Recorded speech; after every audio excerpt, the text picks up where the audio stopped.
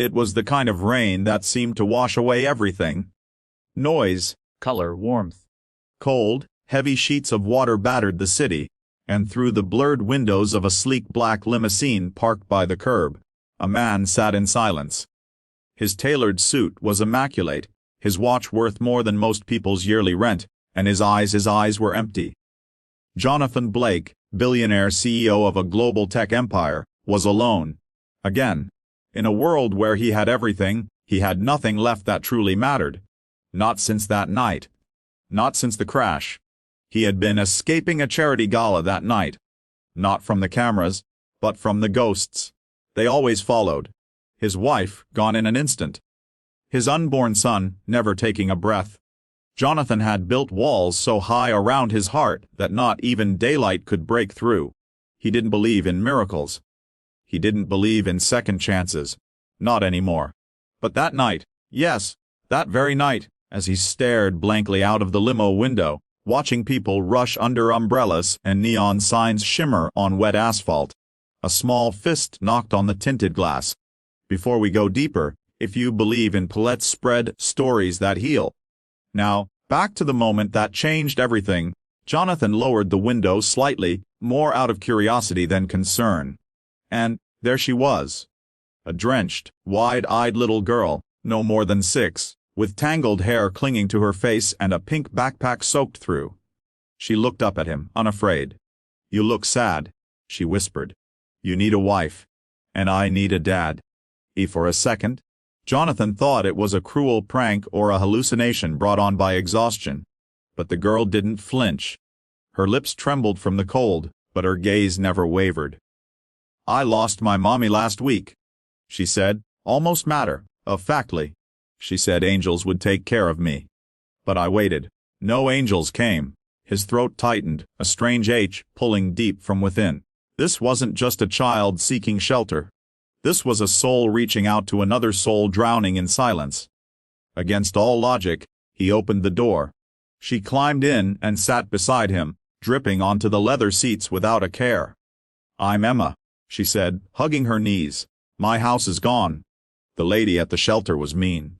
I ran." Jonathan sat in stunned silence. He could have called child services. He could have taken her straight to the police. But instead, he told the driver to head to his penthouse. The media would have had a field day if they knew. The ruthless, emotionless CEO taking in a stray child. But the world didn't need to know. Not yet. That night, he gave her a guest room, dry clothes, and warm soup. She fell asleep with her head on his arm as they watched a cartoon she insisted he'd like. And when she murmured, "Good night, Daddy," he didn't correct her. Jonathan didn't sleep that night. He sat by her door, listening to her soft breathing, remembering the lullabies his wife used to hum. For the first time in years, the silence wasn't so unbearable. The days that followed were chaotic. He hired a private investigator to find out where Emma came from. Her mother, a waitress, had died of a heart condition. No known family. A social worker had indeed placed her in a crowded group home, where she disappeared 3 days later. No one was really looking for her. Jonathan's lawyers worked quickly, pulling strings and leveraging contacts. In public, he said she was a relative's child. But in private, something deeper was unfolding. Emma didn't just fill the silence in his home. She cracked open the sealed vault in his heart. She left drawings on the fridge, stick figures of her, him, and a smiling woman she claimed was her new mom, to be. She followed him around the penthouse like a shadow, asking endless questions about his job, his big books, his collection of old jazz records, and he answered every single one. One rainy afternoon she found a framed picture in his study. His late wife, glowing and round-bellied. "She's beautiful," Emma whispered. "She'd like me, I think." He knelt beside her, unable to speak. The pain was still there, but no longer crushing. Just present. Human. Emma started going to a private school nearby. Jonathan, the man who once missed the board meetings without blinking, began rearranging his entire schedule to drop her off and pick her up. His cold office, once filled with power plays and silence, now had crayon drawings taped to the walls and a stuffed unicorn on his desk. But not everyone approved. At a board meeting, a senior executive pulled him aside. "This girl, she's not your responsibility, Jonathan. You're not thinking clearly." For once, he smiled. "You're right. I'm thinking with my heart. It's about time I started."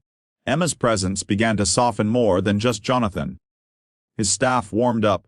His assistant, a fiercely intelligent woman named Rachel, started spending more time with them. At first professionally, but gradually, as someone who saw something healing unfold before her eyes.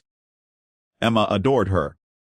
"I think she's the wife you need," she told Jonathan one day, with a mischievous grin, "and you'd be a good dad if you weren't so serious all the time." Jonathan chuckled, something no one had heard in years. He looked at Rachel differently after that day. Still, the shadow of the past lingered. When the adoption papers were finally ready, Jonathan hesitated. What if he failed her? What if he couldn't protect her? What if she left too?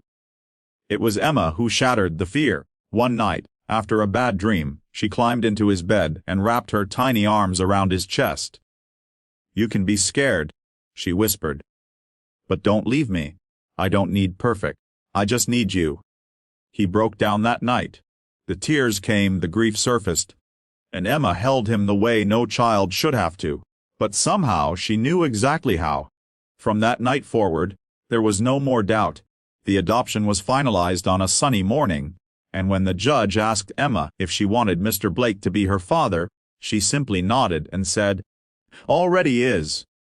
That evening, they celebrated with ice cream and dancing in the living room. Rachel joined them, and Jonathan finally took Emma's advice. He asked Rachel out. She said yes. Their first kiss happened as Emma clapped from behind a couch, shouting, "Told you so." Time passed. Not perfectly.